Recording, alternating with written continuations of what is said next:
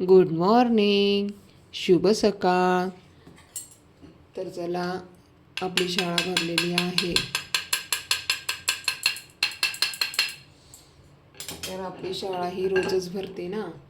तर आज आहे सोमवार. तर हर हर महादेव.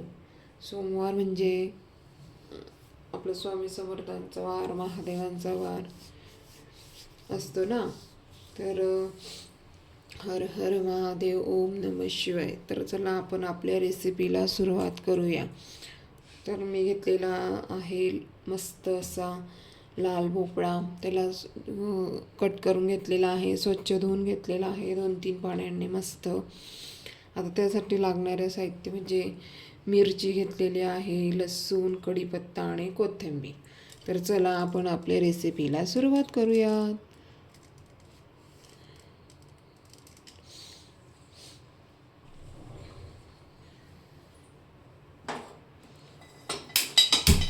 थंडी कशी काय आहे तुमच्याकडे? कारण भरपूर थंडी आहे ना आता सध्या, खूप थंडी आहे.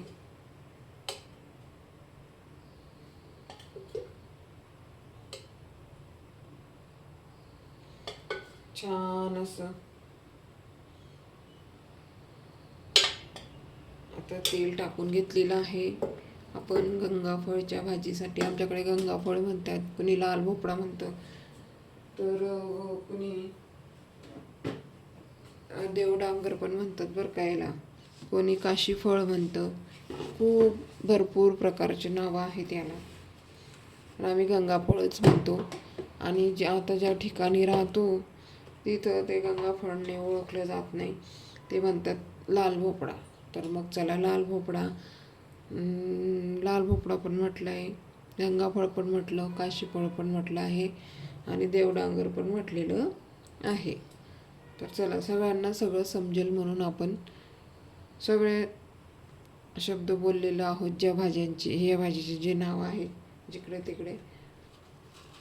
तर चला, आता आपलं मस्त गप्पा करत करत छान असं तेल पण तापलेलं आहे. तेल पण छान तापलेलं.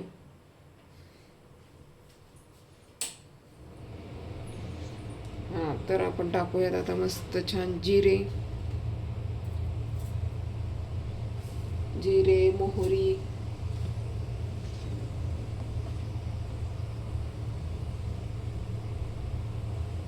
आणि हा लसूण आणि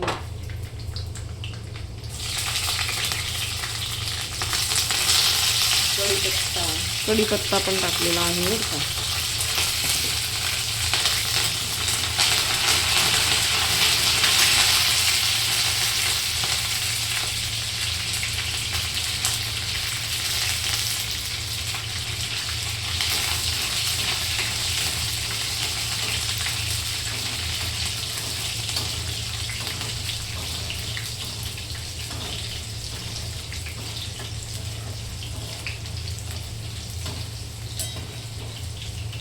कढीपत्ता,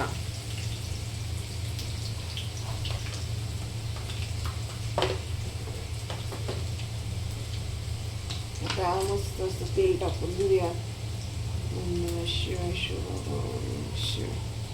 तर सॉरी, तेल नाही, आता मस्त आपण ही भाजी टाकून घेऊयात. जरा गडबड होते बोलताना. हां, तर सगळं मिरची वगैरे, लसूण वगैरे तयार झालेलं आहे. आपले गंगाफळ टाकून घेऊया, लाल भोपळा,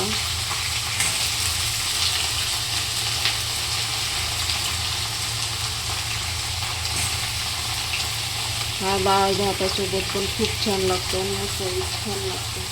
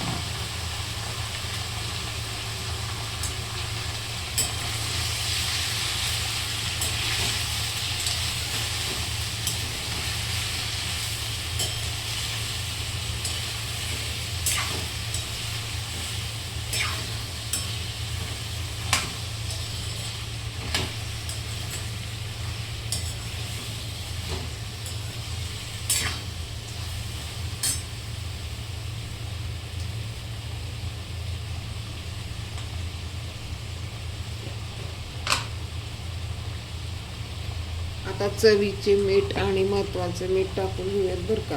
हे बघा, चवीचे मीठ आणि महत्वाचं मीठ.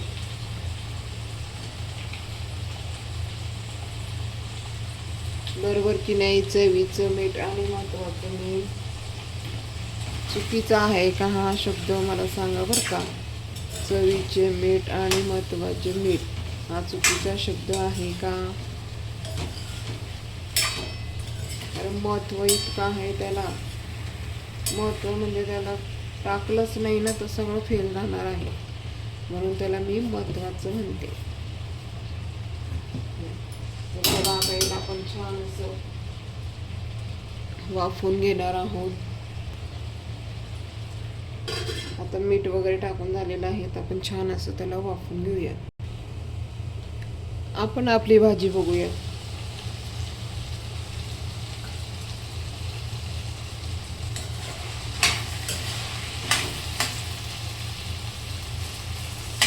मस्त झालेली आहे बघा. तुकडे पडतायत तिथे, तुकडे पडतायत. मस्त झालेली आहे, छान झालेली.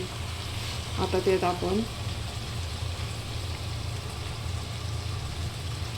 हळद पावडर आणि धना पावडर टाकणार आहोत. हे बघा, मी धना पावडर टाकणार आहे. परत हळद पावडर,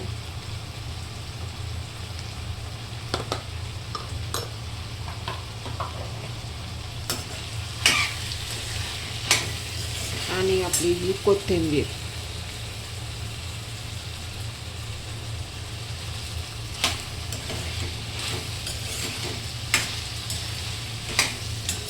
कोण कोण करतंय अशी भाजी, करून बघा बरं का. खूप छान लागते, मस्त लागते.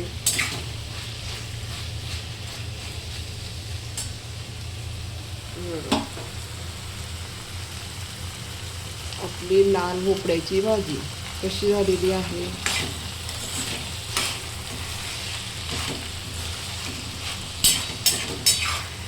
तर नक्की कमेंट्स करून सांगा तुम्हाला आवडते की नाही, तुम्ही केलेली आहे का नाही, मला कमेंट करून सांगा बरं का. तर चला, स्वतःची काळजी घ्या, मुलांची काळजी घ्या. Bye bye.